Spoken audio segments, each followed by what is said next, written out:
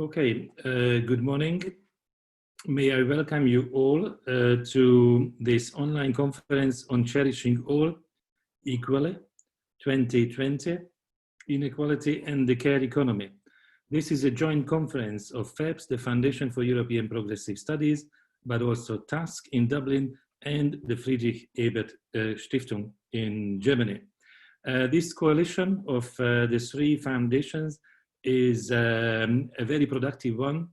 I can also highlight that together with TASK, FEPS has already delivered very important projects, for example, on health inequalities. And this took place well before the pandemic, well before most people in the Brussels bubble would have understood that the European Union also needs to do more. We actually would need to move towards a health union to make our health systems, but more broadly, our welfare systems, truly resilient and live up to the expectations regarding the content of the European social model. I think better healthcare, but also better care are essential ingredients of this social model, and that also justifies the research that underpins the conference today. So I also would like to and the panelists of this conference who will be duly introduced after me. However, I can also finally express my commitment on behalf of FEPS to continuing work on care, because due to demographic reasons, due to the consequences of the economic crisis, but more fundamentally because of the requirements regarding gender equality, we need to continue research and shaping the public debate around these issues and support all constructive initiatives that would make a real difference in the European Union at EU level, but also within specific countries. Since the European Union is diverse, we have to understand that the national conditions and the national experiences differ significantly. Today, we are going to hear more deeply, in greater detail, about the Irish experience.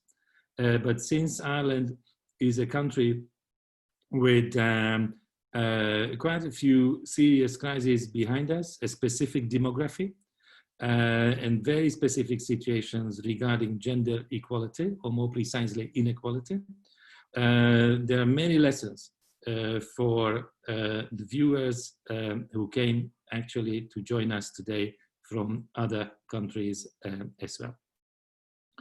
After this brief introduction, I would like to invite the first speaker of the event, Orla O'Connor, to speak. Orla O'Connor is Director of National Women's Council of Ireland, the leading national women's membership organization in Ireland with over 190 member groups. She was co-director of Together for Yes, the national civil society campaign to remove the AIDS amendment in the referendum. The floor is yours. Thank you, Laszlo. And thank you for introducing me. As you've said, I'm the director of the National Women's Council of Ireland, and we represent an enormous diversity of organisations throughout Ireland, women's organisations and feminist organisations. And I really want to thank TASK and FEPS for the invitation to speak at the launch of what we believe is such an important report on inequality in the care economy. We really welcome the publication of the report, and we also believe that it's very timely. As the report points out, without care and domestic work, there can be no political and economic life. And I think COVID as well, the COVID crisis, has really highlighted the centrality of care for a functioning society and economy. The report also really rightly sets out from its outset that the care economy plays such a critical role in gender equality and determining gender equality across society.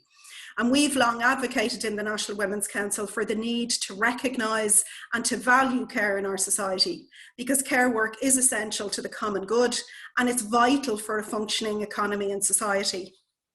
Though care and other domestic work, such as housework, is essential to individual, family and society well-being, it is also time that cannot be spent on other activities, such as paid work, such as education and training, political and civic engagement.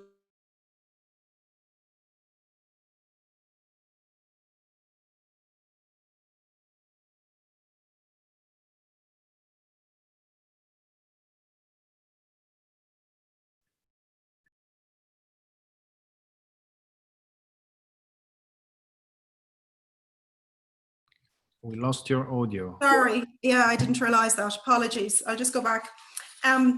So what I was saying was that the critical importance of care for gender equality. And we've long advocated in the National Women's Council for the need to recognise and to value care in our society, because it's essential. Care work is essential to the common good and it's vital for a functioning economy and society. And while care work is essential in the way that I've set out, it's also time that cannot be spent on other activities, such as paid work, education and training, and political and civic engagement. And this has enormous implications for women's position in society, for their position in the labour market, for their financial situation. So one of the key challenges is that while there has been a significant increase in women's participation in the labour market, this has not been balanced by an equal increase in the contribution of men to domestic and care work. Nearly all of the people, 94% in Ireland, who are looking after home or family in 2018 were women. This continuing reliance on women to carry out the majority of care and unpaid work has enormous consequences for women's economic equality and also creates significant vulnerabilities for women through the power and financial imbalance it creates. For example, women will frequently cite and name their care responsibilities and subsequent lack of access to financial resources as barriers to exiting unsafe and violent relationships. So firstly, I want to look at the issue of unpaid care work. And the report finds that people in Ireland do more unpaid caring work than anywhere else in the EU. And that while the level of unpaid care work is high for all, women continue to do the majority of unpaid care work. And if we look at the intersection of gender and class, women on lower incomes do the most unpaid care work. One of the factors that contributes to this high level of unpaid care is deeply ingrained patriarchal norms. And for example, in Ireland, we continue to enshrine a woman's place in the home in our constitution. And I'll return to that later in terms of some of the actions that need to be taken in Ireland. A key factor in this conversation about unpaid care work that is rightly picked up in the report is our underinvestment in public services. The report refers to Ireland's transfer-rich and service-poor approach. And we can particularly see that in relation to how we treat childcare in Ireland and the fact that our childcare system is unaffordable and unsustainable. The report notes that the high cost of childcare in Ireland remains the major incentive to do unpaid care work. So while women's participation in the labour market has increased, there has also not been an adequate state response through the recognition of our investment in childcare. The report notes that Ireland ranks at the bottom in terms of public funds allocated to the early years sector, and that Ireland's current investment in early childhood education and care is only at 0.2% of GDP, which is very far below the EU average of 0.8% and the UNICEF recommendation of 1% of GDP, which is seen as being the model of best practice. Childcare remains the single most significant barrier to women's equal participation in all aspects of our society in Ireland, but particularly in relation to employment, education and training. And while affordability is an issue for all parents, the high cost of childcare is often an insurmountable barrier for those on low incomes.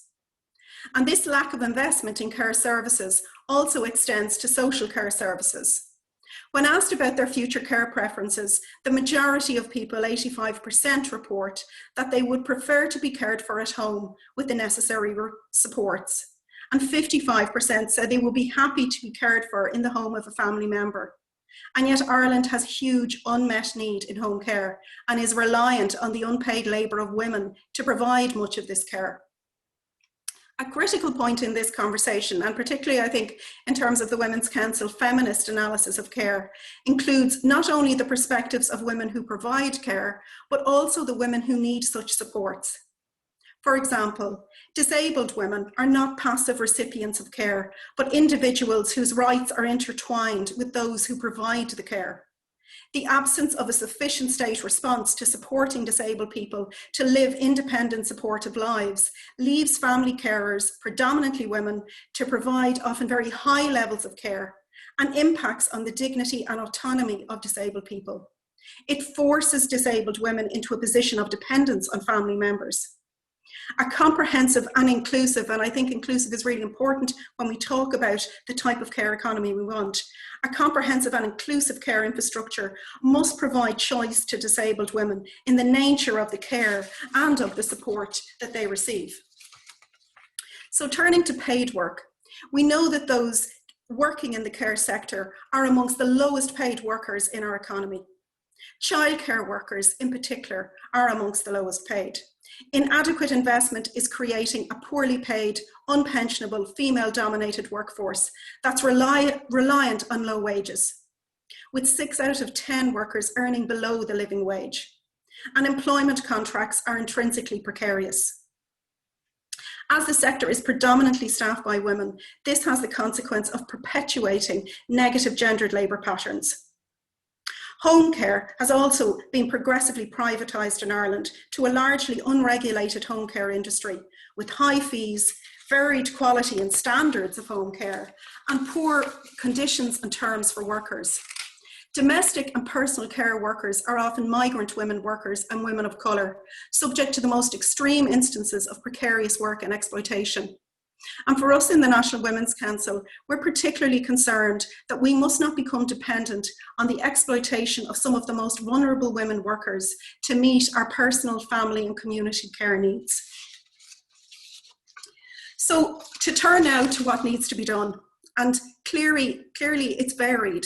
And I think that is, that's a point that's really taken up in the report, that this is complex. And there isn't a one size fits all. But just in terms of looking at what can be done. For us in the National Women's Council, one important but very challenging piece is the need to have a greater distribution of care work between women and men. So that needs to be tackled. And it needs to be tackled in a number of ways, whether that's about providing increased paid paternity leave. It's also about addressing the low status in which care work is attributed. And it's also at a very high level in Irish society, looking at our constitution and amending that article on women in the home, which is very much an outdated reference to women's place in Irish society.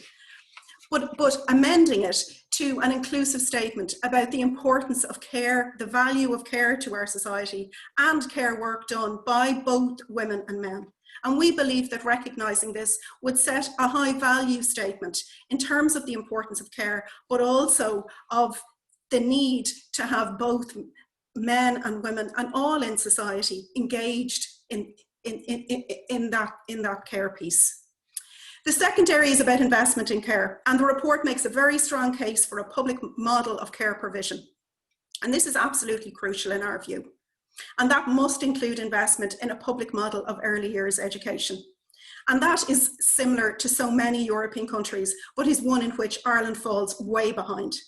And we also need to see investment in social care services like home care and personal assistance services for disabled people. Thirdly, we need to look at decent work. We need to focus on creating good jobs, but not jobs at any cost. As the report points out, care work needs to be well paid, so therefore it needs to be publicly resourced, and its wages need to be set above that what would be fetched in a private market economy. And in the early years, we need to see at the outset in Ireland, a living wage brought in as a first step towards professional pay scales. And it is very disappointing that only yesterday in our national budget for 21, there is no reference to this area. So there will be no increases. Also critical in here in terms of decent work is the role of collective bargaining. It's one of the most effective ways to create a more equal redistribution of wealth, reduce inequality and address low pay. And we've seen research that has indicated that countries with a high coverage of collective bargaining tend to have better working conditions, smaller gender pay gaps, and also shorter working hours. And I also think we need to look at some innovative examples. For example, the work that's being led by migrant women in Ireland at the moment in the creation of the Great Care Co-op. And these are women who are developing collective and cooperative models of home care provision aimed at delivering better quality services with decent paying conditions for workers, and where profits are invested back into improving training for workers and pensions. These act as really good models. We also need to see far more care-friendly workplaces. So we need to see better facilitation of care and paid work. And a crucial part of that is also looking overall in the economy at the need for reduced working time. And that's why the National Women's Council, along with others, is part of the four-day working week campaign in Ireland, with trade unions and also with environmental organisations. So it is, as I've said, this is complex in terms of how we work towards really integrating care in a much greater way in our society. And there is no one solution, but we do need more provision of care services that have to be accompanied by decent pay, collective bargaining, flexible work practices, and paid statutory leave, so that women can remain connected to the labour market. And what's absolutely crystal clear is the need for public models of care provision if workers in the care sector are to have decent pay and working conditions. So I really want to thank Task for the report, because I think it shines a light on the care economy in Ireland that was so needed and is such an important contribution to our understanding of the importance of care to gender equality. And we really look forward to working with Task in terms of bringing forward, what is in the report. And I also look forward to hearing all of the different speakers, which I hope will be a lively discussion. So now I'm going to hand over to Mary Daly, and who's the moderator. And I know that Task are delighted that Mary could be the moderator for the launch today. Mary is a professor of sociology and social policy at Oxford University and is an expert in care systems, both in the EU and in Ireland. Over to you, Mary. Thank you very much. Good morning, everybody. It's really my great pleasure to moderate this session, the remainder of it. Care is a subject that's close to my heart. I've worked on it for over 20 years, and I think in COVID-19 times and even before COVID-19, it's such an important aspect of our lives and of the way we live and the way we work. So I'm delighted to be involved with Task and also with the FES on this endeavour this morning. And can I thank Laszlo and can I thank Orla for a really excellent setting of the scene for our discussions this morning. It's so important that we keep talking about this for Ireland, and Ireland is, as Robert says in the report, a country that a lot of others can learn from, sometimes in a positive way, sometimes in a less positive way. So I'm going to introduce the first speaker, who is also the author of the report, and that's Robert Sweeney. And Robert is an economist working as a researcher and policy analyst at Task. And since we have people who are not Irish here, Task stands for think tank I had it written down, but it's I think think tank for action on socioeconomic change. And Robert's going to give a short overview of what is indeed a really excellent report, very detailed, not just on Ireland, but also on the European Union. So Robert, over to you. Thank you, Mary. I hope everybody can hear me fine. And let me just, I'll share my screen now.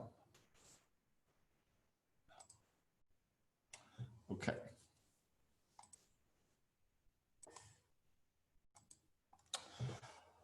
Okay, so I'm going to talk about inequality and the care economy and the case of Ireland.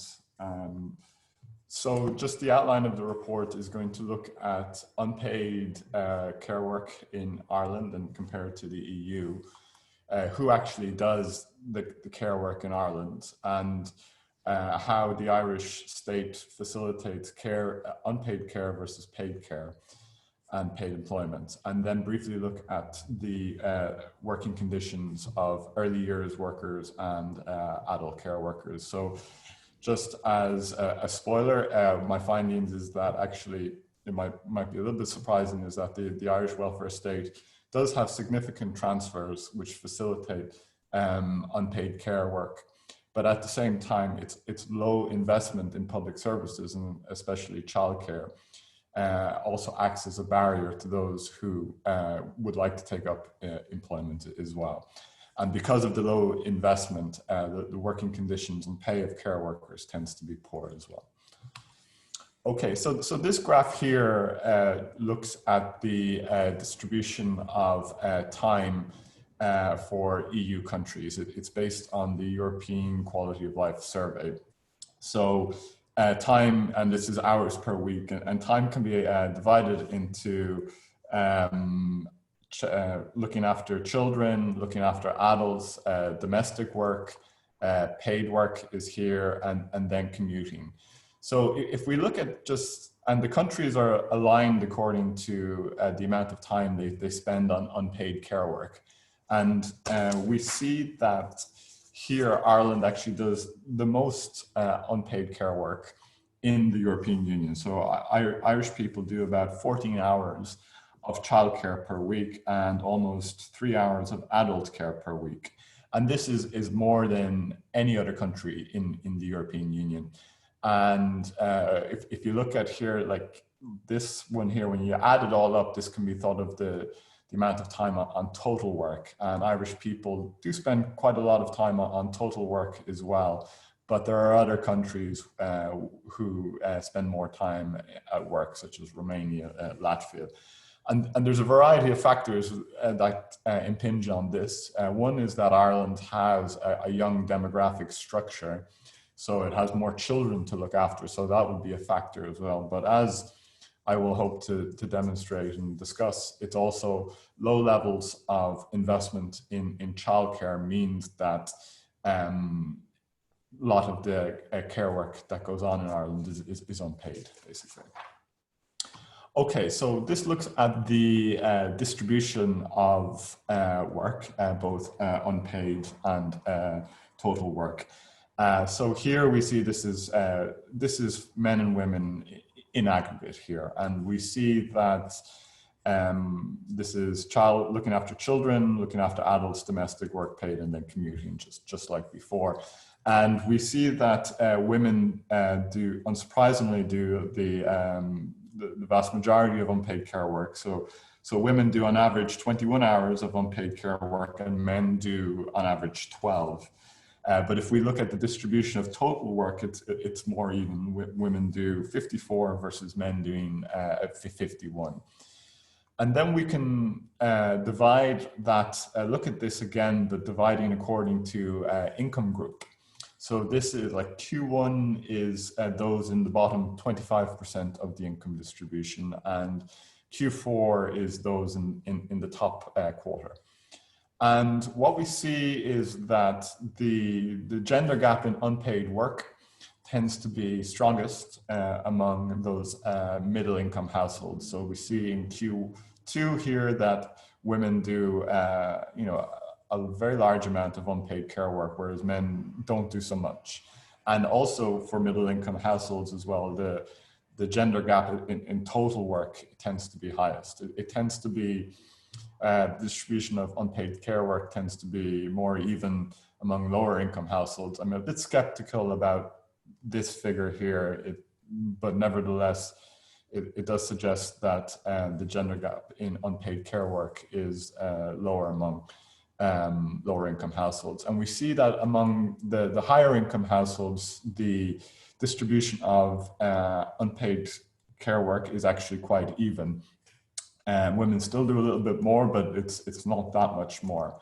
And the most likely reason is because the more money, if you're in a high income household in the top quarter, you're more able to afford childcare. So that women in particular, they are less, I don't want to use the word burden, but you know what I mean. They have to do less unpaid care of children. And we also see that the distribution of total work is quite different among higher income families as well.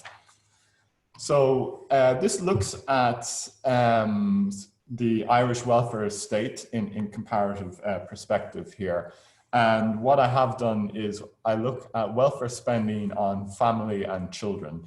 And this can be divided into a number of things, cash transfers such as child benefit, services, which is mostly childcare, and also tax breaks and so on. So it might come as to some people's surprise that Ireland actually is among the most, if not the most generous in terms of its spending on family children. But this is overwhelmingly a result of spending on transfers. And I mean, there are issues with comparing Ireland to other countries because GDP isn't a very reliable indicator in Ireland. So we have this alternative measure called GNI star. But nevertheless, it does show that Ireland does spend quite a lot. However, there are consequences to its reliance on transfers and its lack of investment in services. So this shows how much income. It's the so-called effective tax rate for a lone parent with 2 children. That's what it's called by the OECD. It shows how much income a typical single parent with 2 children would give up upon entering employment. So if you are a lone parent and you enter employment, there's many ways in which you give up the income that you receive from work. So you get less benefits, you have to pay taxes, and you also have to pay childcare fees.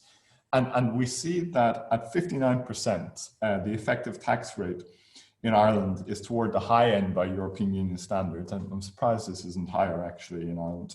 So for the typical lone parent, it means that almost 3/5 of their earnings are lost when they take up employment. And this is predominantly a result of high childcare fees. So that's a major barrier to taking up paid work. And I'm not suggesting that, lone parents have to take up paid work, but it's just useful to know that. Here, this figure here shows investment in the early years or childcare sector, but I think most people prefer the term early years. This is a little bit dated, it's 2016, and Ireland has increased its investment in recent years. And we see that Ireland is among the lowest spender in the European Union. And in this year, it was actually the lowest spender. And a consequence of this is its high reliance on the informal care sector. So what this shows is where children spend their time, basically, where all children spend their time when they're not being cared for in the family, basically. And we see that. Again, this relates to 2016 and it's probably changed a little bit, but we see that when they're not being cared for by the family, say preschool children, they're being looked after by childminders and au pairs, more so than spending time in formal settings, basically. So a consequence of the low investment in childcare is the fact that the childcare costs are high in Ireland, and the result of that is that Ireland has high reliance on the informal sector, whether that's childminders or au pairs. Okay, another consequence of low investment in services is that the working conditions of the carers are poor. So care is different to other types of work in that it is both time and labor intensive. And it can't be automated. You have to, take care, so to speak, when you're doing care. And so if you want good wages in the sector, you need to have high levels of public investment. But here are just some quick statistics on early years work in Ireland. It is 98% female. The average wage is just €12.55 per hour, which is a little bit above the living wage. only half have permanent jobs, and around a fifth are unionized. There isn't exact up-to-date figures on that, but it's believed that only a fifth are unionized. If we look at the adult care sector, it's a similar story now. Cross-country comparisons on spending in adult care are difficult, and it's difficult to get reliable figures about that. But we see that it's 92% female. Most of them are working in nursing homes and home care. Approximately 12 euros per hour. There's high levels of precariousness, and only a fifth are unionized. And I go into this in the report. There's also been, gradual privatization of the sector. So, for instance, Irish state spending on home care on private providers was only 1% in 2006, but now 2/5 or 40% of public spending on home care is now goes to private providers, which tends to drive down paying conditions in the sector as well. So just in conclusion, Ireland is highly reliant on unpaid care work.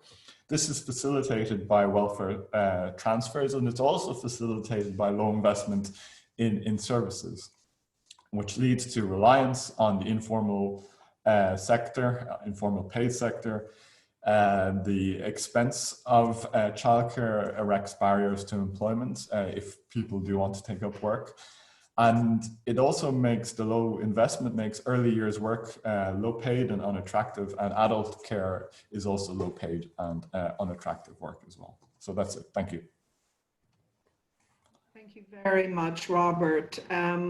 That was a very good summary of what is a very detailed report. I would really recommend it if people could read it, and I hope it'll be published in journal articles or even in some other kind of web format that can get public access, because I think what it does is shine a light on aspects of the care economy, both in Ireland but also in Europe more broadly, that we haven't known about before, really. And not just that, but you also make some recommendations for policy change. And it's clear from the report and also from what Orla's really powerful presentation that we need fundamental change in Ireland in relation to care and valuing care. We now move on to a panel discussion, and there are some changes in the lineup. I'm delighted that Jennifer Carroll McNeil is with us. Robert will also join this panel discussion, and I will also join when I have some questions or some comments to make. Could I also invite people to pose questions via the chat or also via live on YouTube? We have maximum half an hour if we're to keep to time. And I would like to open the floor to Jennifer first. And Jennifer is a Fine Gael Member of Parliament, and Fine Gael is one of the parties in government at the moment.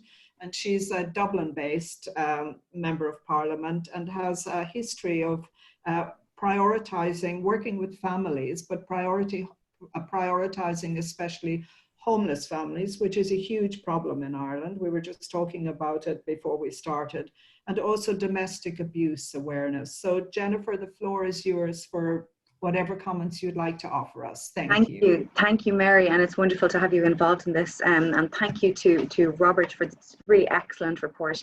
And it was a pleasure to go through it. It was a pleasure to have it presented as well by Robert. It's such an excellent report and such an important piece of work at this time. And I think Orla's response is a really important one. I'm hoping she's going to email me her speech so that I can have better notes than the ones I took. So I come to this as a Fine Gael TD, as somebody who's been involved in the political system for quite a long time, but reflecting it from my own personal experience as a carer for part of my life, and also somebody perhaps coming from a more private sector background in some respects, and trying to continually reflect the experience that my constituents have, that a huge cohort of women who are professional in the private sector and are also experiencing these care challenges.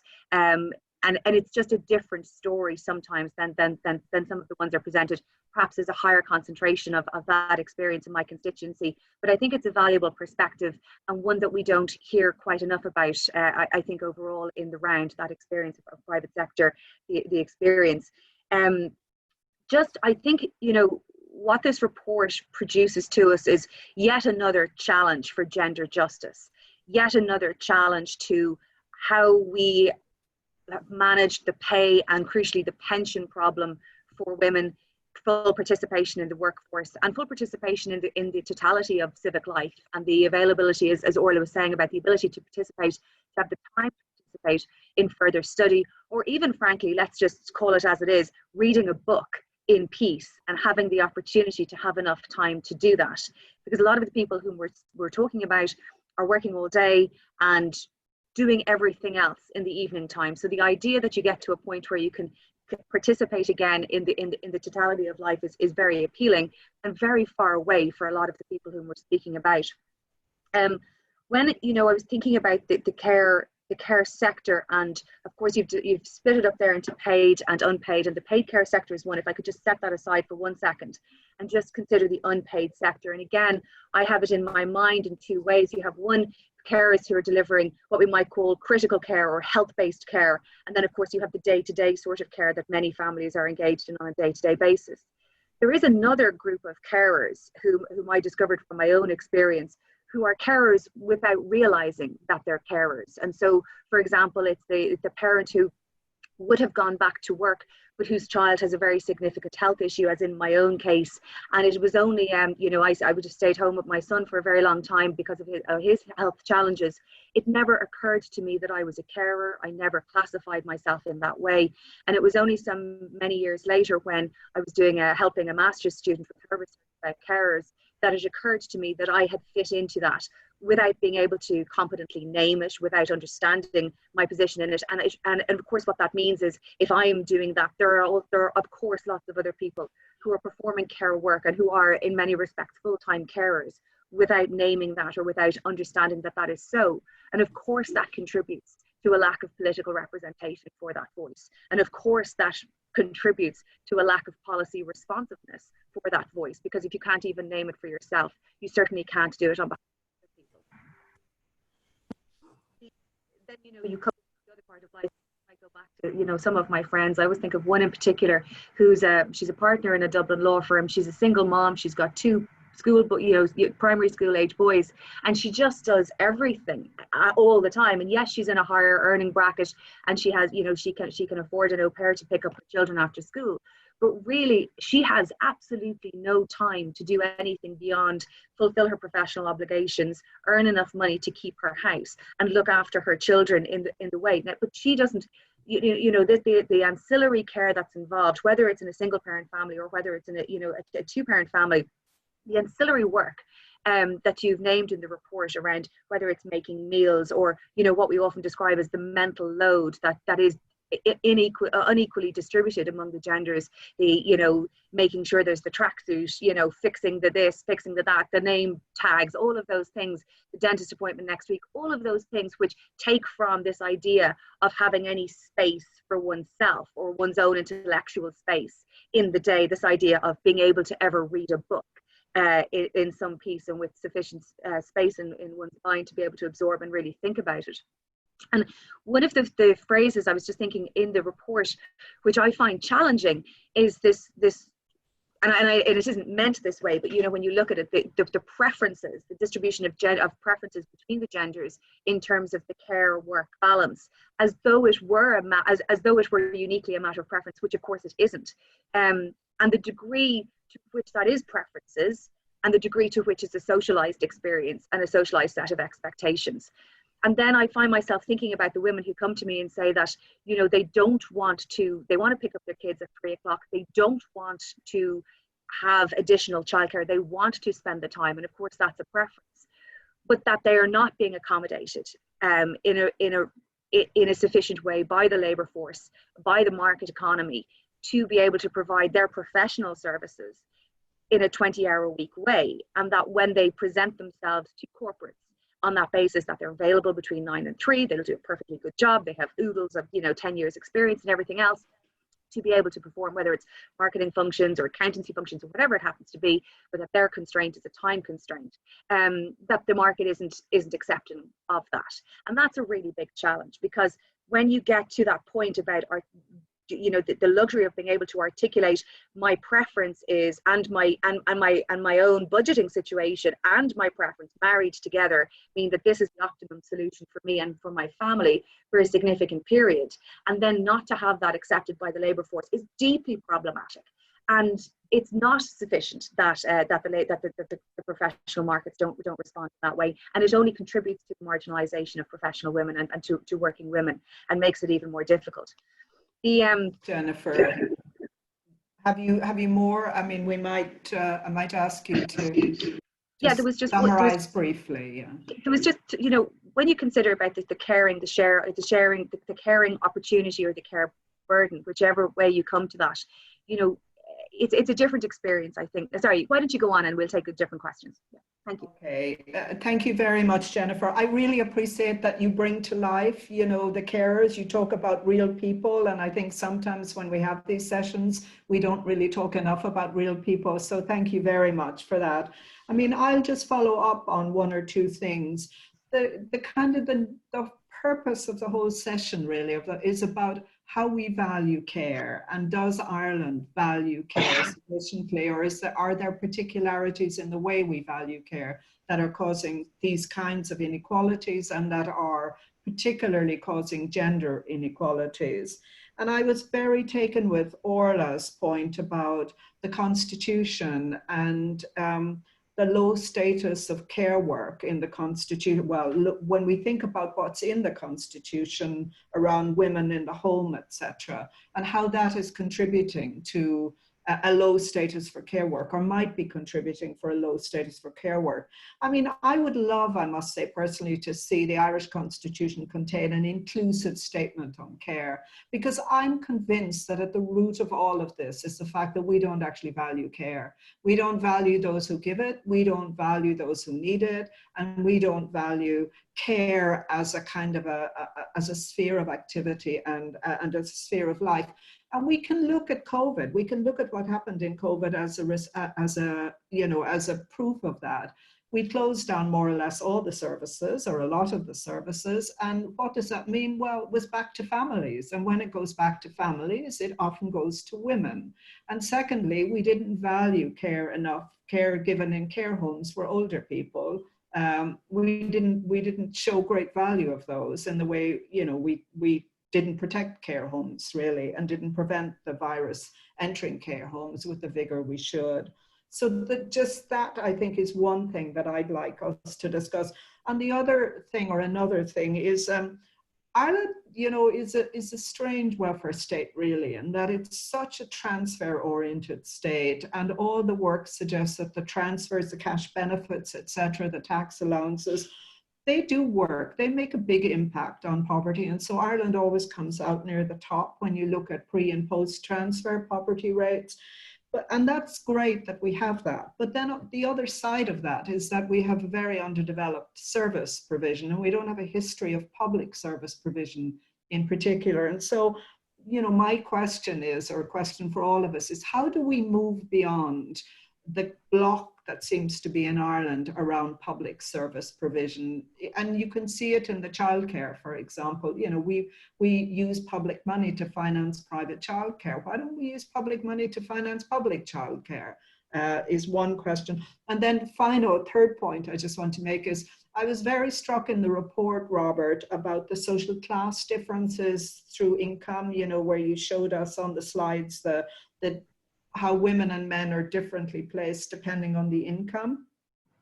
And that, of course, brings up the question of intersectionality. And as you know, and probably everybody knows, intersectionality refers to the intersection of different types of equality or inequality. So gender and race, for example, gender, race, migrant background, gender, class, and so forth. And that's kind of part of the complexity, I think. And I just wanted to put that out there, that in fact, you know, thinking of women or indeed of men in kind of singular terms hides an awful lot. And I appreciated in the report that you tried to bring a class-based point to it. And of course, Orla mentioned the Migrant Workers Great Care Project, and that brings in, I suppose, in some ways, nationality and perhaps also ethnic differences. So maybe, Robert, you would like to contribute, and I have one or two questions on the chat that I can ask at this stage, but would you like, Robert, to just say a few words? Perhaps? Yeah, I'll just respond to some of the points Jennifer made. She's right. I didn't go into, in the Irish chapter, so much some of the pressures that are on, say, professional women, and how the fact that, you know, the expectations that they will do the predominant amount of caring acts as a barrier to their careers. But I did talk about that quite a bit in the European chapter in particular. And I gave, and one of the arguments that I made is that workplaces need to be more facilitative of part-time work, basically. And there is an example of this. So I don't want to preempt the European chapter too much, but basically one example that's sometimes given is the pharmaceutical sector in the United States. So in the 1980s, most pharmacies were traditional kind of mom and pops stores, which meant that they were run by individual entrepreneurs, and which meant that you had to work very long hours in order to actually make it in that profession. However, throughout the 1980s and the 1990s and into the 2000s, the sector gradually moved from a kind of mom and pop individual entrepreneurial model to a more, franchise chain models. And the result of that was that it was much more easy to do part-time work and still survive in the sector. And as a result of the sector becoming much more facilitative of part-time work, the amount of women who entered into the sector increased a lot. And also, because it became much more facilitating and less penalizing of part-time work, the gender pay gap actually diminished. There's almost no gender pay gap within the pharmaceutical sector in the United States due to that change and it becoming more facilitative of part-time work. And another factor that very few people actually talk about is the kind of cultural shifts that have happened in the last, even in my lifetime, I'm in my late 30s, and longer than that, because I grew up in a relatively small town in Tramore in County Waterford, but every day after school, I would just go out and play with my friends and, play football. And even when I was younger, I'd be like messing around on building sites and just all sorts of nonsense. But today that's completely lost. Everything now is structured. People organize play dates with each other. And the idea that you just leave children, obviously children still need to be supervised, but the idea that you just leave children go out and play with their friends, it has kind of been lost. So there's been a strong decline in unsupervised play time among children across the developed world. And that puts pressure on families, and it puts pressure on women in particular. So that's another thing that people don't think about, is that, well, we need also to, maybe we don't have to organize play dates and be the perfect parents all the time as well. Thank you, Robert. I have some questions on the chat that I would like, they're primarily to you, I think, as the author of the report. The first one is from Diana O'Dwyer, and Diana wonders how the privatized nature of childcare in Ireland and lack of public childcare compared to other European countries, and are low pay and no sick pay typical? I think that's something you do answer in the report. Yes, I don't know how typical no sick pay is, but there is variation across countries in the terms and conditions of childcare / early years workers. So yeah, when you rely on a private model, the thing is, for a variety of reasons, care is time and labor intensive. But also importantly, if care becomes too expensive for families, ultimately that will be performed in the home. There's a trade-off. Ultimately, it becomes economical to do that care in the home. So those are among the factors. There's lots of factors that push down pay and conditions in the sector, but it's not inevitable. So I compare Ireland to Denmark briefly. So in Denmark, and the reason why I'm trying to get away from the word childcare worker is because in other countries, especially the Nordic countries, many people who work with young children are actually classified as so-called early year pedagogues. You know, they're not just deemed childcare workers, and that their salaries are, you know, just a little bit below, maybe 8% or something like that, below primary school teachers. So it isn't inevitable, but that would require a significant increase in public resources. I think it's important to say, though, about the transfer to investment ratio as well. While it's not in any sense appropriately balanced now, it is so much improved from where it was 10 years ago, where it was nearly exclusively cash transfers to families. And the big shift came with the creation of the ECHE scheme, basically a preschool year, which was then extended to a second preschool year. And there was a lot of families resistant to that. And of course, getting children into an early years environment like that, particularly at the age of 3, performs a childcare function for some, but of course it was a social intervention as well, targeted at those who were having, who needed intervention at an earlier stage, whether it was catching a hearing problem or something that wasn't being caught in the home, and providing a sort of a routine and structure. So that was a big change that happened 10 years ago, and it's been expanded. So that balance has changed over time. It needs to be more, but.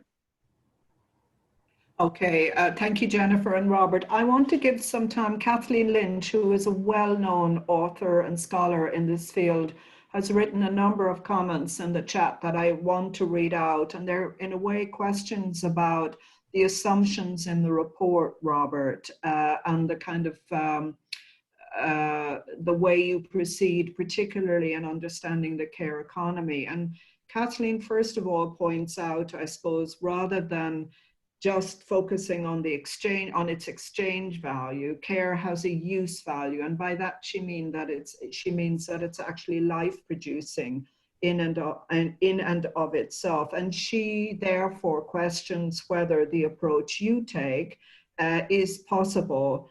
Does it really get at the kind of fundamental contribution of care in terms of the use value of care?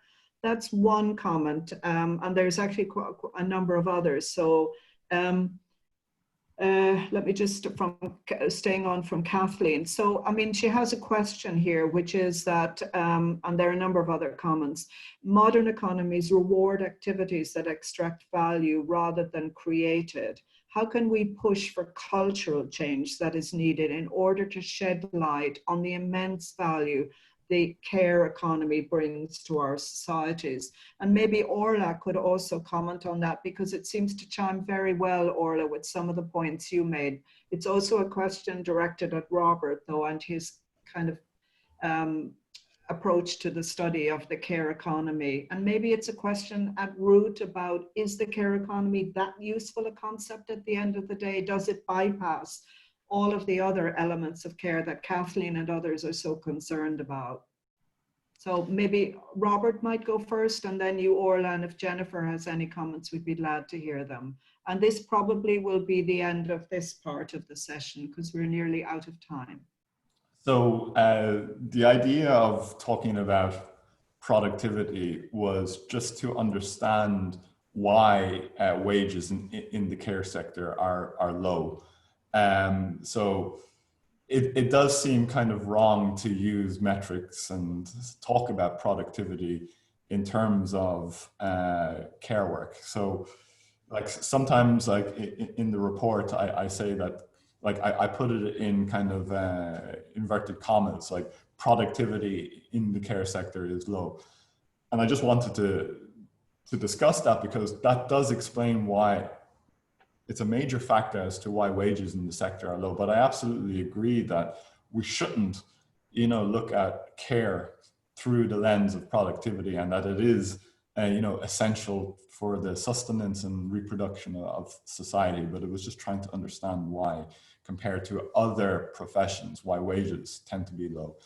And, you know, as I said, it's not inevitable, but when you leave it to market forces, you know, because primarily, but not exclusively, because of low productivity, care work tends to be poorly paid. I'll leave the social change part to Orla, perhaps. Okay, Orla, please. Thank you, Robert. I think the point Kathleen is raising is really important, and it's, I suppose, part of what we were trying to capture in the Women's Council in terms of, you know, recognising the value of care to the common good in the Constitution as being a really important value to capture. Because yes, I mean, there is pieces where I think we can talk about the care economy, but there is that whole intrinsic piece about the value of care for all our lives.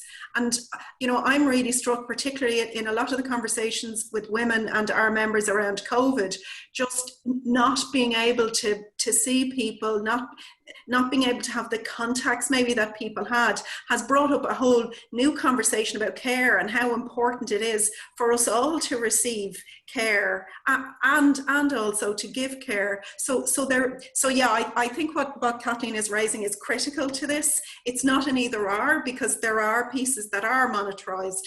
And I also think the other piece that Kathleen is raising, which is so correct and often, you know, we don't think of when we talk about care, is that there are aspects in our economy that are also about care, and Kathleen mentions them in terms of healthcare, that is, you know, absolutely recognised and paid substantially. So there's something as well about, you know, the different types of care. And how some are valued in a monetary way in comparison to where others aren't. So I think they are really, you know, I think they're really important points. But I would say, I mean, I certainly think this whole debate about our Constitution puts that piece about how we value care within our society in a different place. And I'm very conscious that often, and I can see it, you know, I can see it already in terms of some of the conversations around it, it gets brought into a care work context. And I think what we're trying to do is to raise it above that. Yes, the sort of care work is one part of it, but we need to have a much wider conversation about the importance and the value. Like it's a value piece about care. Thank you. This is why I keep going back to the private sector experience as a counterpoint to the dominance of the way this conversation has been so far, because a referendum of that nature is going to have to encapsulate that. We're talking about care as a value. I totally agree with Orla on all of that. Care as a value and care as an activity is a life-affirming activity in itself as well. I don't want to outsource the care of my child. I don't want to entirely outsource the care of a sick parent. I want that to be part of my life. But I also want to do these other things. And we have to reconceive care and the value of care as part of our overall economic activity. Again, if you go back to the private sector, you know, and you take a personal example, you have two parents working 5 days a week, they have a second young child, and the mother then goes to a 3-day week because that's culturally acceptable for her, with all of the implications for her own self, for her pay, for her pension, for her opportunities. What's not normalized is that her husband goes back into a corporate environment and looks for a 4-day week, and that she looks for a 4-day week, that they reduce the experience, and that they are both contributing to the life-affirming nature of caring for their children and raising their children and having the social benefits of the time with their children. So you have to talk about this conversation as well, because that has to become normalized culturally within the corporate sector, within both genders. When that becomes visibly acceptable right throughout male-dominated organizations and commercial organizations, I think you can have a bigger cultural effect. Thank you very much, Jennifer. We're almost at the end, but there's another comment and question that I'd like to add in, and it's, I think, a really good note to end on, because it's radical, and it's from Kate Kenny, and Kate directs this to both Robert and Orla, and perhaps you also, Jennifer. And she suggests that is it time, or she's asking, is it time for a more radical action on the part of carers in the home and in paid work, ? And she makes reference to social reproduction theory, the economy, which points out that the economy collapses without care, which we all know. And she's wondering, are there examples of other places in which some form of a strike or withdrawal has been used in order for care to gain the respect and reward it merits? What about a care strike? Yeah, well, I think, I mean, just prior to the election, what we are seeing in Ireland is a much greater organisation of childcare workers. And we had the Childcare March, which was, you know, a really phenomenal activity all over the country, where you know, many early years workers stopped working, and parents supported them in doing it because we wanted to see action. So yeah, I would absolutely agree with Kate that we do need strong, forceful action and very visible action, because I think so much of care work can be invisible. And also because I know for many of those early years workers, you know, they really thought a lot about doing that because, you know, they didn't want to be there not providing the care. So I absolutely agree that we need much more powerful collective action on this, because, you know, I'm very conscious, and I was very conscious of it yesterday in terms of the budget. You know, the reason nothing happened in this budget was we were told there's another comprehensive review of childcare in Ireland. Now, I believe childcare has been comprehensively reviewed for decades and leading to very little action in many circumstances. We don't need reviews, we need decisive action.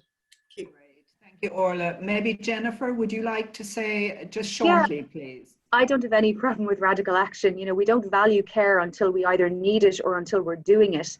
But I don't believe it's just a paid care revolt that's necessary. Remember back to the South African Parliament when there was no creche and all the women brought in their children one day on the same day? Well, they found a creche pretty quickly afterwards. Sometimes radical action is very effective, but it's not just for paid childcare workers.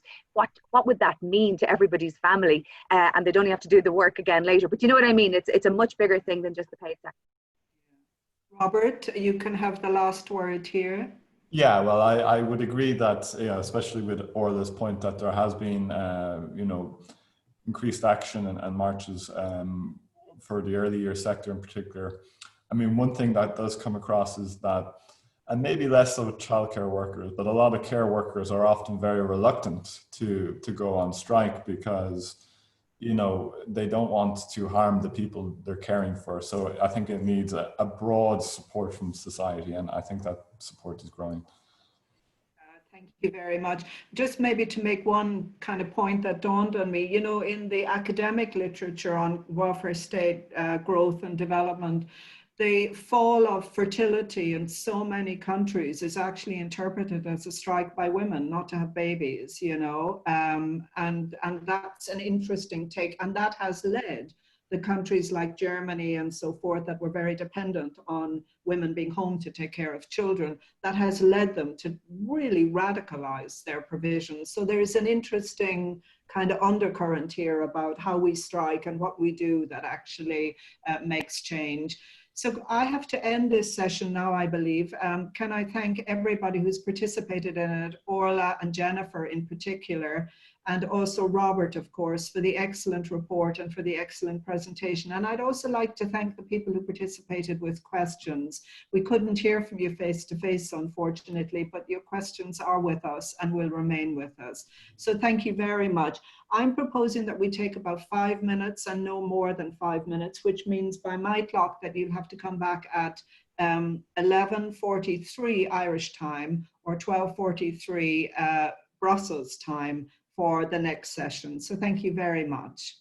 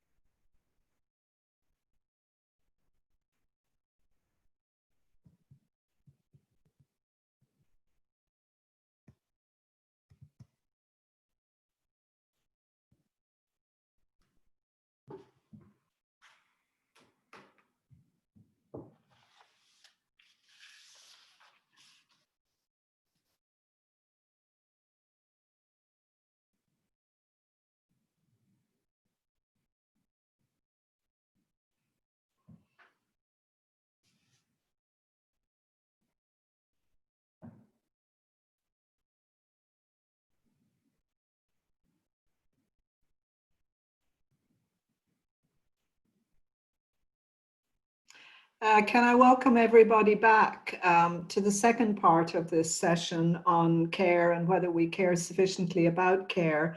And now we turn the lens on Europe, on the EU in particular. And this, of course, is also covered in the report. And we will have about 50 minutes, I think, left for first a presentation of the relevant sections of the report from Letitia Thiessen. And Letitia is representing, in a way, the second partner of this report, which is the Foundation for European Progressive Studies. And Letitia is a gender equality policy advisor with the Foundation for European Progressive Studies. And she's going to talk for around 15 minutes, and then we'll have a panel. And finally, we'll have a closing statement from the head of task, Shana Cohen, and also from Renate Tenbush, who's the director of the FES office in Brussels. So Letitia, over to you. Thank you very much, Mary, and it's my pleasure to be with you here this afternoon. I'm going to present, as you mentioned, the EU chapter of the Cherishing All Equally 2020 report on inequality and the care economy. So, as the report is indicating, care has huge implications for inequality. The distribution of care work has a central role in the formation of inequality between women and men. Women, because they bear the disproportionate burden of care work, have often been excluded from political and economic life, but also from voluntary culture and leisure activity. And this unequal distribution of care is perhaps the single largest factor in the continuation of gender inequalities in modern societies. So as Europe emerges from the COVID-19 pandemic, a long overdue conversation needs to be had about the value that we place on care work. This part of the report is therefore examining inequalities and the care economy in the EU along two main dimensions. The first one is, how do systems of care provisions affect economic inequality between men and women, looking at both total earning differences and the gender pay gap. Secondly, it looks at the working conditions of care workers by comparing carers to the workforce at large. And thirdly, in light of this analysis, it examines the policy implications of it. So moving to the first component, which looks at care economy and gender equality, we find out that it is a very complex relationship. In fact, the care economy has an overall positive impact on the economic equality between the sexes. Countries with more expensive systems of care, with the infrastructural and administrative apparatus to support that care, have smaller overall earning differences between women and men. The care economy is indeed an important source of women's employment. However, on the other hand, by providing more opportunities for women to work in stereotypically female occupations, it contributes to the segregation of the labor market. So as female-dominated sectors and face-to-face services generally tend to be poorly paid, the gender pay gap increases as a result. So one of the main conclusions that we can already draw from this report is that care plays a very complicated role in the gender pay gap. Now, there are many definitions of care work. Many of them are contested, and very often they are country-specific. But if we look at the ILO definition, it includes not only paid care, but also unpaid care.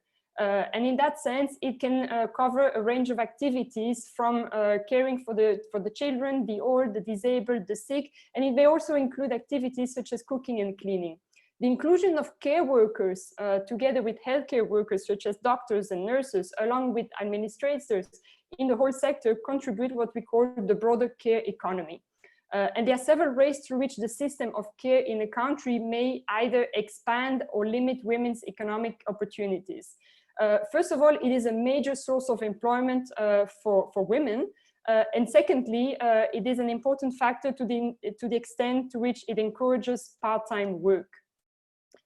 Looking at the gender pay gap, looking at the earning gaps, which refers to the differences in earnings between women and men, we see that at the EU level, the differences in hourly pay, so what we commonly know as the gender pay gap, is the single most important factor, but only marginally so, with 41%. It is immediately followed by the employment gap, which is 38%, and then the hours gap of 21%. As indeed we know that women tend to work in higher proportion in part-time work. The average earning differences, as is highlighted in the report between men and women, is 33%. So in other words, men earn 1/3 more than women. And two key findings that we should remember from this report is that countries which tend to be egalitarian in terms of labor force participation often have large gender pay gaps. And secondly, when the female labor force participation is comparatively low, the gender pay gap is small as well. Now, this table offers an extra understanding on how care affects economic inequality and how care is actually the most important occupation in understanding differences in the employment gap. And in fact, due to the fact that care tends to be often poorly paid, its direct contribution to the earning gap is less than its significance to the employment gap overall. Now, if we turn at the gender pay gap, which is the most important driver of overall earning differences between men and women, as we have just seen, we need to put this in relationship to the issue of care and how does the gender pay gap interact with care. Well, first of all, there is an important element which relates to occupational segregation and the fact that women tend to be concentrated in the care sector, which also turns out to be a less well-paid sector. And secondly, we have the motherhood penalty, which is the pay penalty that women suffer after the birth of a child. But what is of particular interest here is how the burden of caring is penalizing women's earning. So if you look at the graph, you see that the white points lie above the black points, which indicates that young mothers earn less than young women, generally speaking, and themselves in turn earn less than men under 30. However, what's also interesting to note is that countries with comprehensive systems of affordable childcare, such as the Nordics, have smaller motherhood penalties. So you see, for instance, Finland and the Netherlands in the table, where the gap is actually negative, meaning that mothers under 30 earn more than men in the same group. And Finland indeed has a more generous childcare coverage and parental leave. On the opposite side, you can also see that motherhood penalty is largest in Lithuania and Hungary, where childcare provision tends to be less extensive. This other figure shows the relationship between female employment rate and the gender pay gap. Though the relationship is not strong, it is clearly positive. So in other words, countries with high levels of female employment tend to have higher gender pay gaps.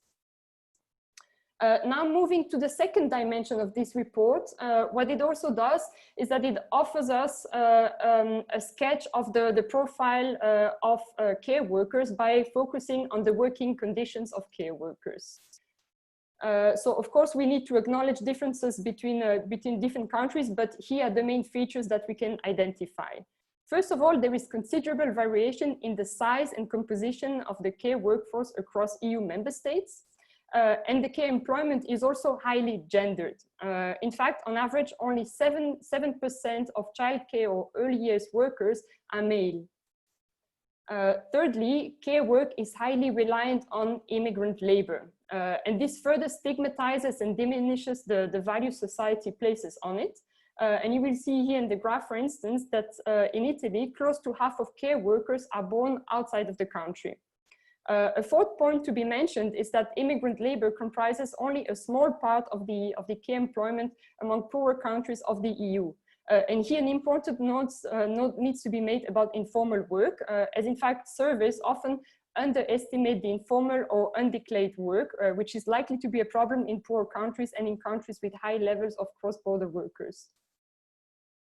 Then we also see that the average figure of the member states is for care to earn around 65%. So that means that around 2/3 of the national average of the employee income. And for most of the countries, childcare or early care workers are less well paid than the elder care and disability workers. So here again, we see important variations, both in terms of member state representation, but also within the care sector itself. Then, when we look at the precarious work of care workers, we see that the extent to which care workers experience precariousness changes significantly across member states. Therefore, trends are somehow in line with the expectations based on welfare state typology, and the size of the care sector conforms well to the welfare regimes. But when we consider the job quality of care workers, we need to go beyond the pay and contractual conditions, as emotional and social environment is important as well. And here, care work can indeed be an important source of stress in several ways. We see, for instance, that it impacts the adverse emotional conditions of care workers. And the two most common complaints about carers are having to deal with angry clients and being in disturbing situations. And in almost all countries, the emotional environment is more adverse for carers compared to non-carers. Next, we also see that in countries where carers are significant, we also see that in most countries, carers are significantly more vulnerable to mistreatment than non-care workers. And here we see various forms of mistreatment, which include, perhaps surprisingly, in the largest share of it, physical violence. So we see that 9% of carers across the country report having experienced physical violence in the last 12 months. But there's also discrimination and sexual harassment that are important elements to take into account. The results as well indicate that care workers have a low degree of autonomy at work. And the most common complaint of care workers is that they are physically exhausted. In most countries, however, what is interesting to note as well is that care work is generally more fulfilling than non-care work. And in fact, 85% of care workers report the feeling of work being well done, and 91% of care workers feel that they do something useful. So the value that we place on care work in the market and by society bears very little resemblance to the reality of care work itself. This brings us to the third and last part of the EU chapter, which is considering the policy implications of reconciling inequalities with the care economy with balanced lives. So work-life preferences have a strong gender perspective, in the sense that women tend to be more adaptive and favor a desire or express a desire of a balance between work and life family, whereas men have traditionally tended to focus more on their career. However, what needs to be said, and what we find out in this report, is that men desire a greater role in caring. And additionally, there are substantial gender differences in the occupational value and preferences for job security and flexibility. So women clearly display a preference for working less and for greater part-time work. That doesn't mean that they are not career-oriented, but for instance, it is interesting to note that Nordic mothers are the most likely to state a desire to work less, and that is a reflection as women are more represented in paid employment in those regions. So therefore, it is questionable whether higher levels of labor force participation or higher rates of women in full-time work is a truly desirable goal across all countries. In higher participation countries, greater women participation should be facilitated, but not necessarily enforced through affordable childcare. And those stronger measures are to be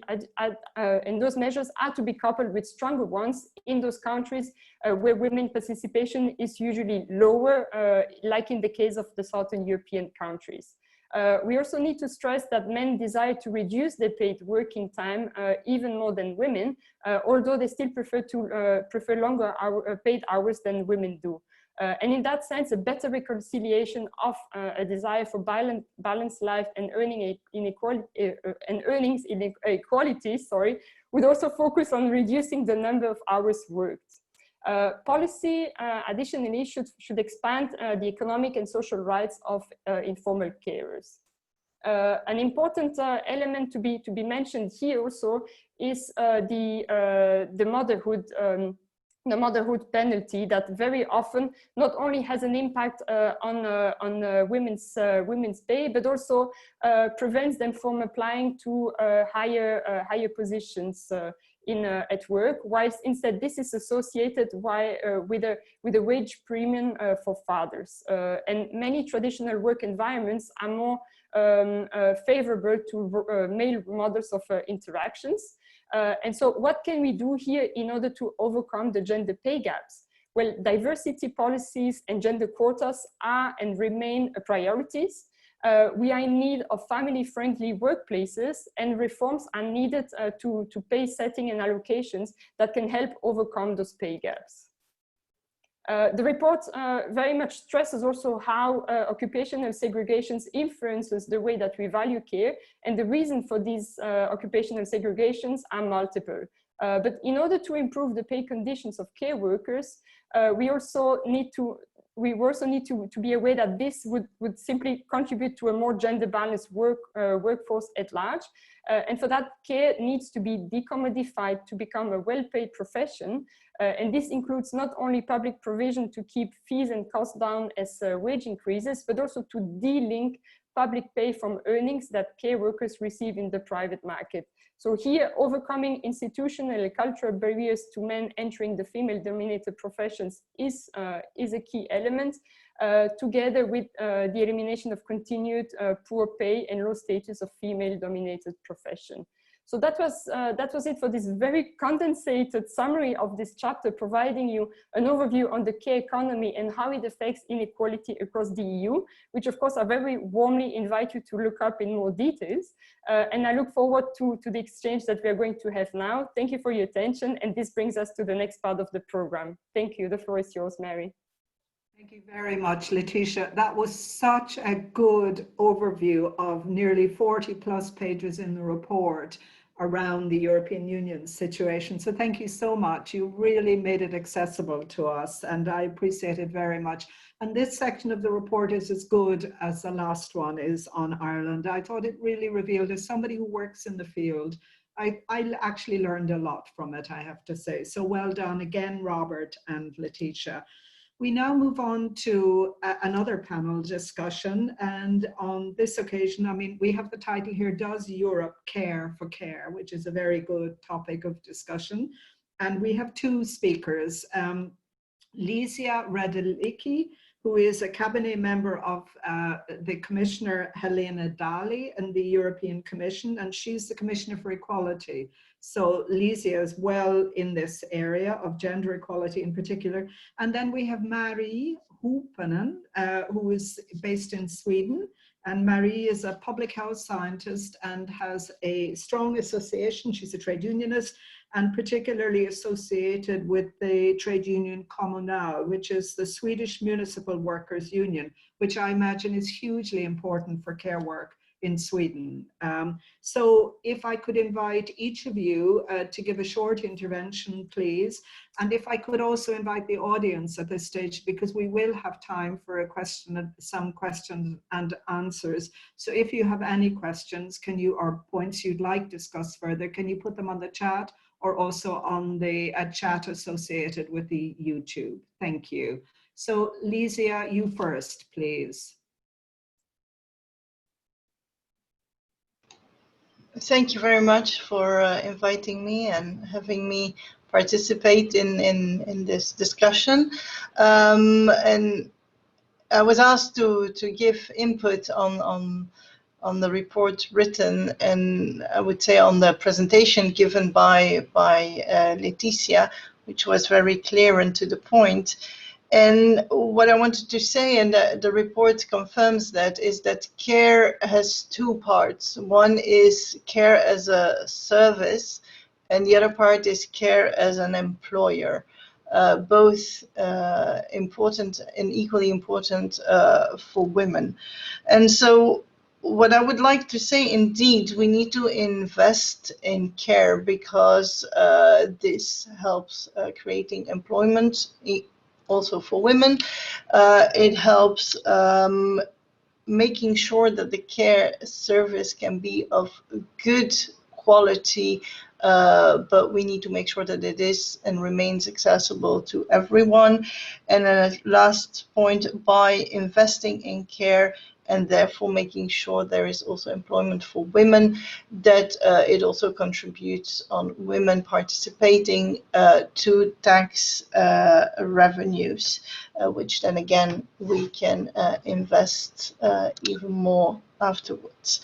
So that's the starting point. One of the issues that that Leticia mentioned extensively is the whole issue of the gender pay gap. Indeed, by investing in care, you also invest in giving the care sector better value, more value. So there is a need for doing that. And so two ways from our perspective that this can be done and that we are working on is the remuneration of workers in general. And so later this year, there will be the minimum wage that will be put forward as a proposal, and we will be putting forward the proposal on pay transparency, because by tackling the root issue of the gender pay gap, meaning pay discrimination, we can also work towards towards closing the gender pay gap. And the reason why I'm mentioning that is because the gender pay gap that has multiple gaps. One of them is also in the care sector. We see that at the lower scales of the care sector, you have lots of women, and higher up you go towards decision making, the lower you have women represented in those posts. So that's also something that needs to be looked at. And so combating gender stereotypes in the care sector is also important, so that the lower and maybe less well-paid positions in the care sector are not just filled by women and the higher position filled by men.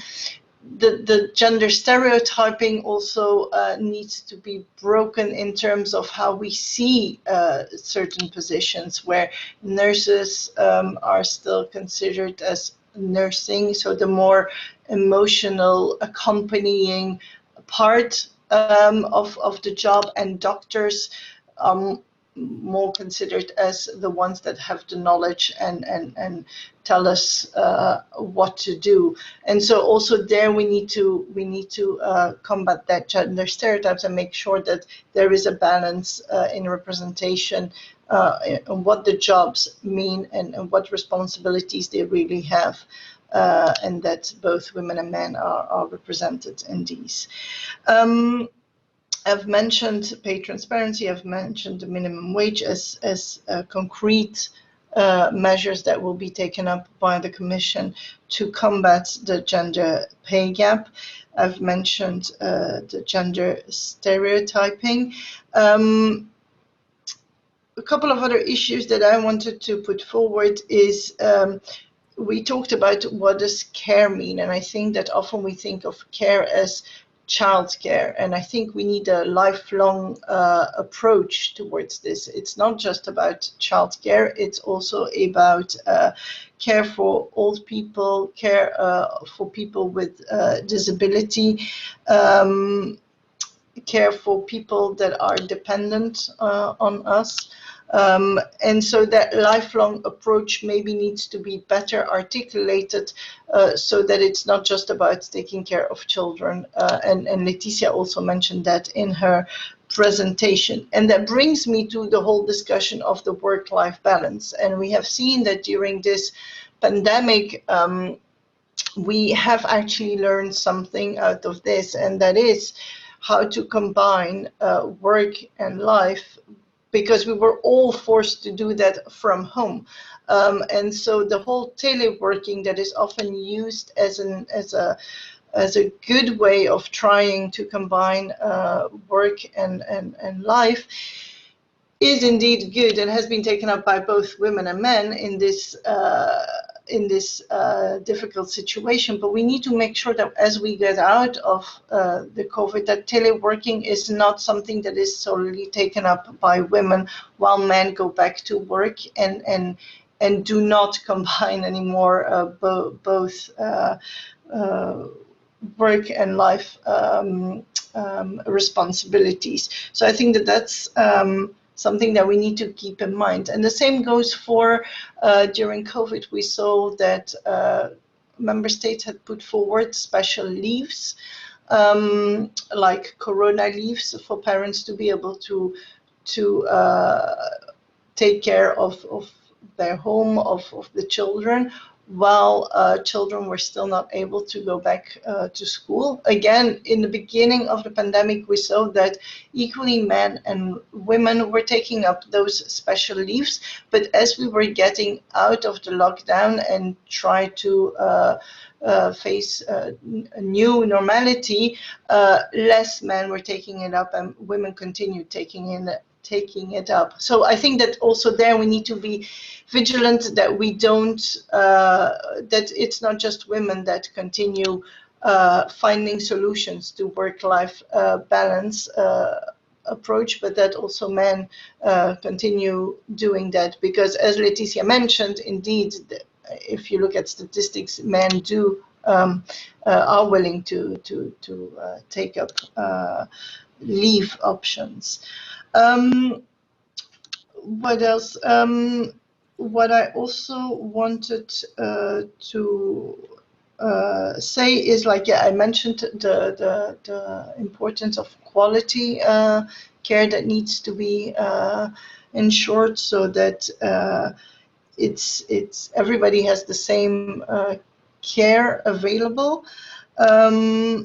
And so in that respect, but specifically on childcare, also the Commission will come up with shortly with a proposal on the child guarantee. So also there will be possibilities of looking into childcare. I think that's all from my side of observations that I wanted to share with you. I mean, as I said, the Work-Life Balance Directive has been adopted last year, so it is our task now in the coming years to look that this is implemented properly by the member states, and after that we will be able to see how this how successful Europe has been in this, and how it has maybe changed our societies in the long run. Thank you very much, Licia. I mean, really important points. Just to underline the importance of, I'm so glad you raised the importance of gender stereotyping, because I think it is very prevalent in the whole care, the care field, whether that's paid or unpaid. And I'm also glad you mentioned children, and personally absolutely delighted that the child guarantee is going forward. It's such a progressive measure. And of course, an awful lot of gender and women's situation is around children. And so children have to be part, you know, how we provide for children has to be part of the whole care situation. I'd like to turn now to Mari Huppanen, as I said, who's Sweden and particularly associated with the Kommunal. Mari, the floor is yours. Thank you, and thank you so much for having the opportunity to read this excellent report and listen to the presentations. Laetitia's presentation was really good, as well as Robert's. As said, my name is Mari Huppanen and I work as a researcher.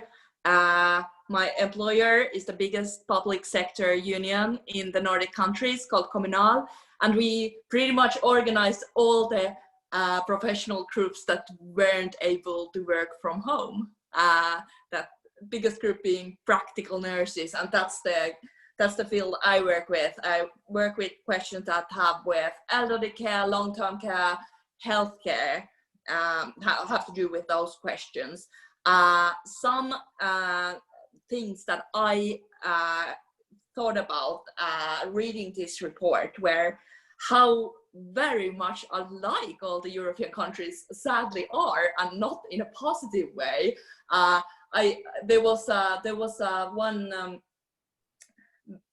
was a sentence in the report that said that care workers everywhere in Europe are exhausted all the time. That seems like a beginning of a fantastic revolution. And I think it was, even though these times are so tough, and these times are so tough for especially the essential workers, those who work in healthcare or elderly care, this is like the last minute call for all the politicians to see how important the care work is, and also how lacking in finance, lacking in staff, and in skills and competence, education, this branch of care work has been. So I hope really that the corona crisis will lead to something positive, being a value.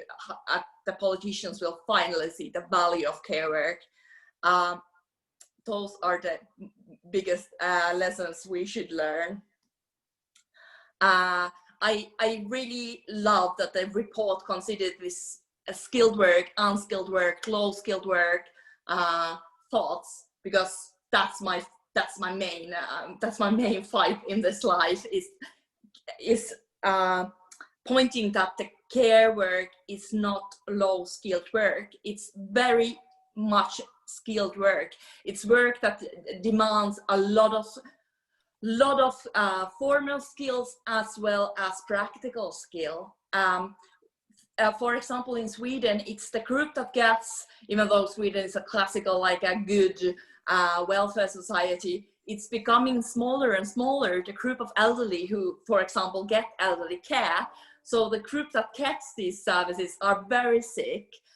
They often have multi-morbidity issues. They have diabetes, they have heart problems, as well as dementia. So it's really skilled work to take care of that kind of, and not only having skills to take care of this group, also that your working conditions are so horrible that you have too few colleagues, you have maybe a boss that doesn't trust you, you don't have a safe employment contract, that you have to day by day go on different kind of temporary contracts. That's something that every European country has to fix. I also want to take my few minutes to comment on a few things that trade unions could do in helping to lift the status and the value of care work. Something that we have worked a lot with in Sweden has been that we have worked with standardizing the skill levels, that we want to lift the level of skill, that we have to demand a vocational education to work as a care worker, which is a practical nurse in Sweden. So that's something that we have done together with the politicians. Also to help finance this kind of a good quality education to all of the care workers is something that we are working on.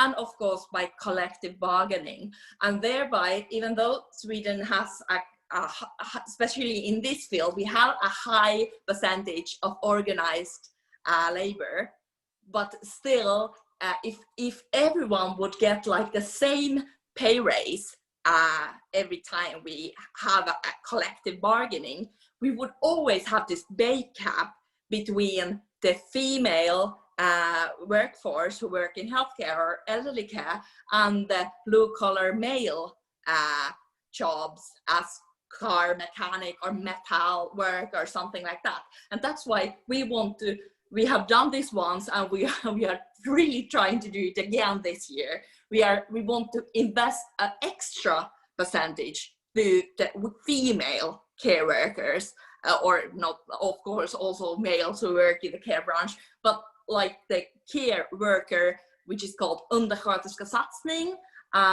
practical nurse investment. So it's a part of the collective bargaining, but we want to lift the group of people who have vocational education, so we could lift the whole status of the female care work.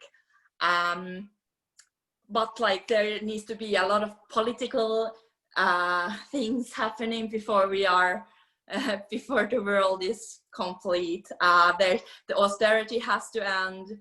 Politicians have to see the value in care work, and they have to invest money in care. That was pretty much all I wanted to say today. Thank you. Oh, thank you very much, Marie. I mean, the Nordic countries are probably gifted in many ways, but one way is in which care workers are actually organized, and trade unions are actively involved with care workers. And, you know, one of the problems, for example, in the UK and Ireland is that care workers are not organized really, or organized in sufficient numbers in trade unions. So it is good that you emphasize the role of trade unions. I have a question. I have actually two questions, and perhaps I'll put, one is for both of you and one is for Lesia. And the first is from Martin Tobias Schmidt, who raises the point about the transfer of caring responsibilities to migrant women in particular and migrant workers in particular. And as we know, these workers are, it was clear from the report, they're very heavily relied on in some member states. And Martin Tobias is wondering, how can we stop this vicious circle of, you know, bringing, let's say, if I could use the word, native women into the labor market, which in turn requires that or opens opportunities for migrant women to either care in the home or provide care in some other setting. But these people are not well paid. And, you know, do you see the vicious circle he's talking about? And I wondered if you both, perhaps Marie, you have your microphone off, so maybe you would speak first, and then Lesia, I think he would like you to speak to that as well.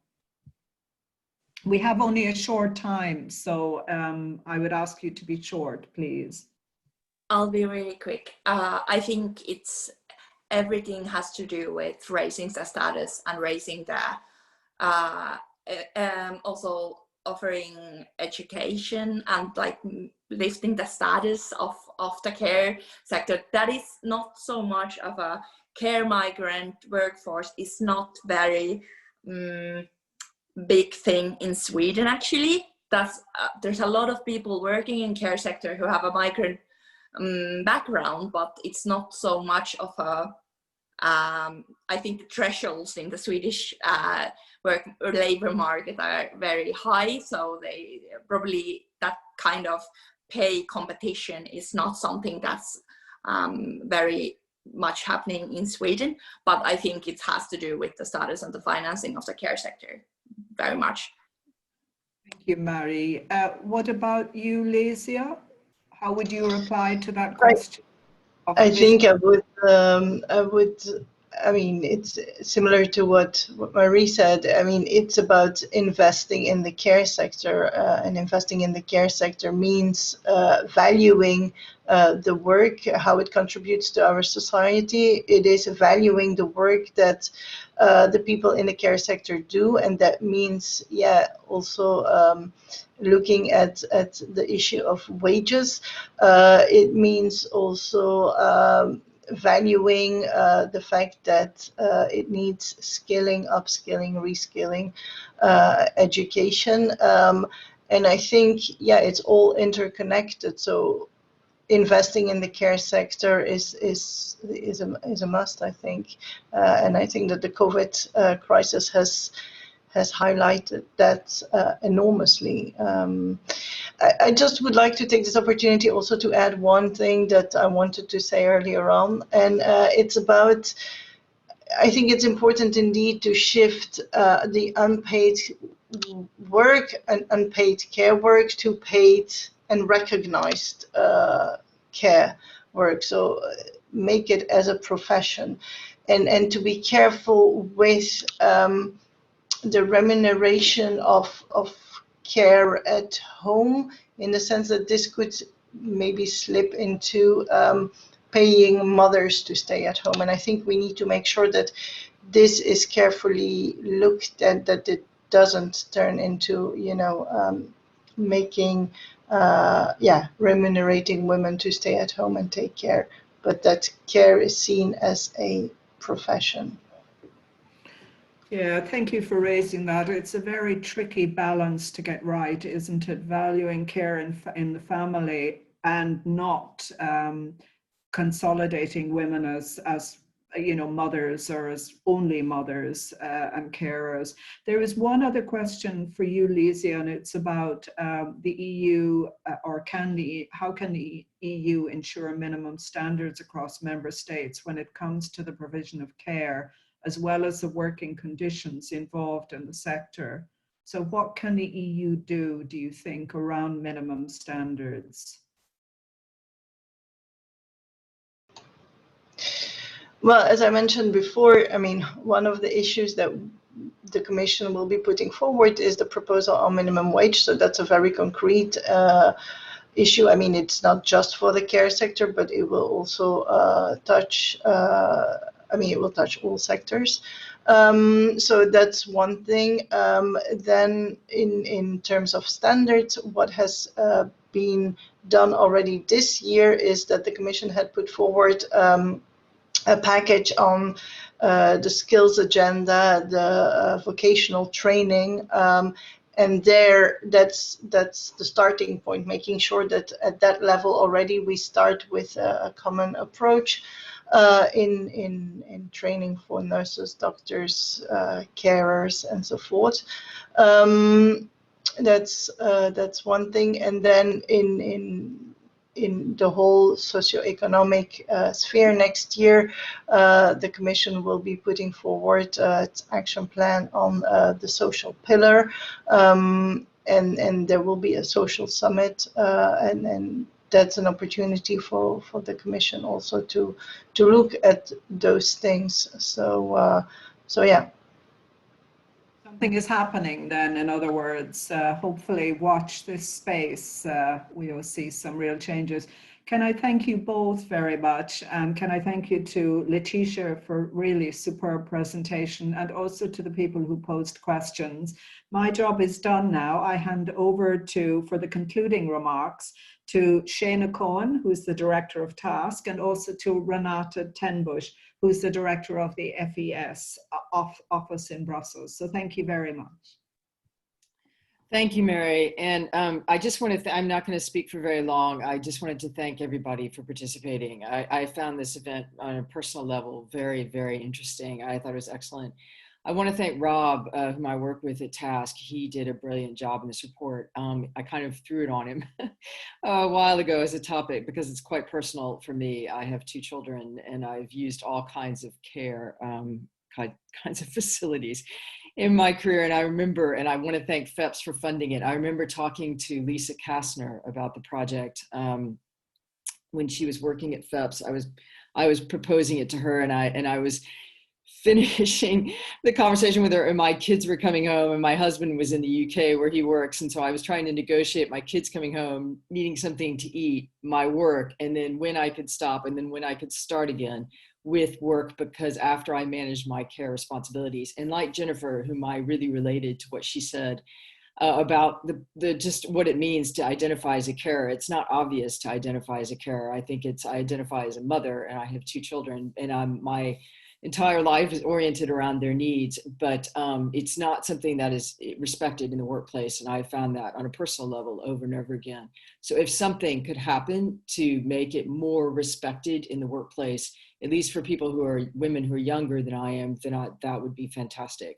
Because you should be able to be a mother and to use care facilities, but maybe you don't want to work full-time until they're of a certain age, and that should be respected. I personally didn't work full-time until my younger son was in school.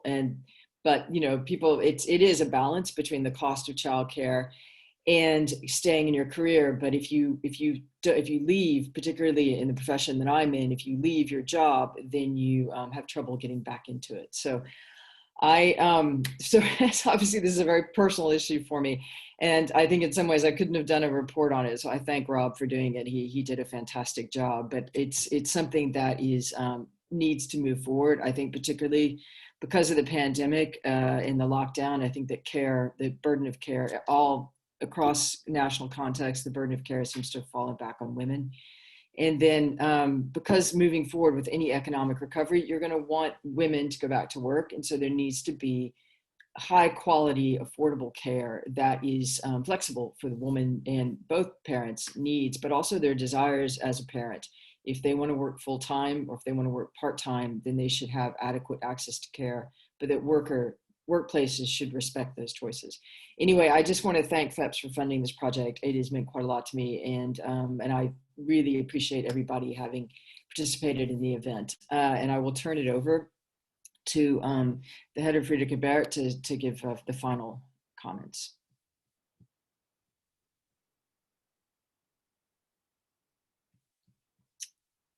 Is that? Yes, I'm here. Okay, just checking. Thank you. Okay, thanks, Shannon. Thanks, everybody. I hope you can hear and see me. Yeah, let me also thank you, everybody, in particular Task, for putting together this really interesting and fascinating report. Thanking FEPS, our partner in a very important project, which I would like to inform you a little bit about. I will make it really short because I'm the one here to switch the light off, as we say in Germany. So yes, thanks to everybody. Thanks to my team also, yeah, who is also part of this project in a way. And yeah, I mentioned it already. That is why we are also here involved today and why I'm speaking a little bit here. It's because we are running together with FEPS a project that is called Feminist Europe. Does Europe Care for Care? And yeah, we just heard it again. Care regimes in Europe, as diverse as they may be, have failed to bring care to the core of their economies, and also or attaching the high value to care activities that it actually earns. And Friedrich Ebert Stiftung, Brussels office, but also our whole network in Germany and in the European Union, together with the Foundation for European Progressive Studies, FEPS, embarked on a journey exploring how a feminist Europe can be achieved. And we joined together to this project on Feminist Europe, Does Europe Care for Care? And at the core of this project is a wide pool of care experts. And through this network and together with FES offices, FEPS member foundations and partner organizations, we monitor the European gender equality strategy through a progressive lens and with a particular focus on its care dimension. And in our EU Care for Care roadshow, which just started, we will highlight together with our experts from all over Europe the many aspects of care work from the European and various national perspectives. And with the insights gained from these events, and also an event which is very important in this relation, what we had here today and from the report, we will develop concrete policy recommendations for national policies and the EU equality strategy in order to build a Europe where care work is fairly distributed and also becomes crisis-proof with regard to the COVID-19 pandemic, what we heard a lot about. So that is just to explain why are we here today, how we are involved with FEPS, and we thought definitely that this event here today and the discussions that I followed and I found intriguing and are really very much fit into this project, and that is why we are also part here of this project today. So thanks again to everybody. That's also my task, not only to the team of FEPS, headed by Laszlo Andor, who did the opening, but also many thanks to Mary Daly, who did a great job on moderating these two exciting panels. And I would like to thank all the panelists once again, also from this point for this, for their contributions and for really having this interesting and fascinating debate. And Also on a personal level, I worked in many different environments in, for example, also India and South Africa, and we worked very closely with this gender in different gender projects, also with what we call the domestic sector, organizing the domestic sector, and as you probably know, as well in India, as well as in South Africa, these women are doing the main work in the households, and they are not organized. And I mean, we come across this issue of care, and this situation there is obviously very different.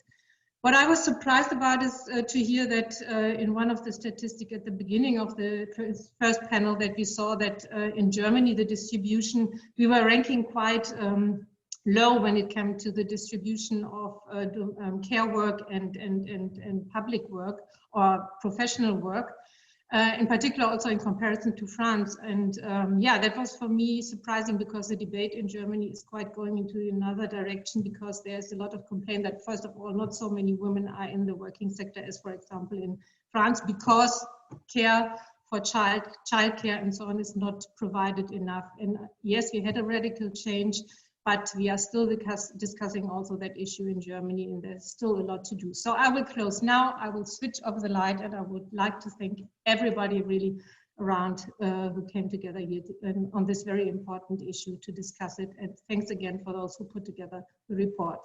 Thanks a lot. It will help our work.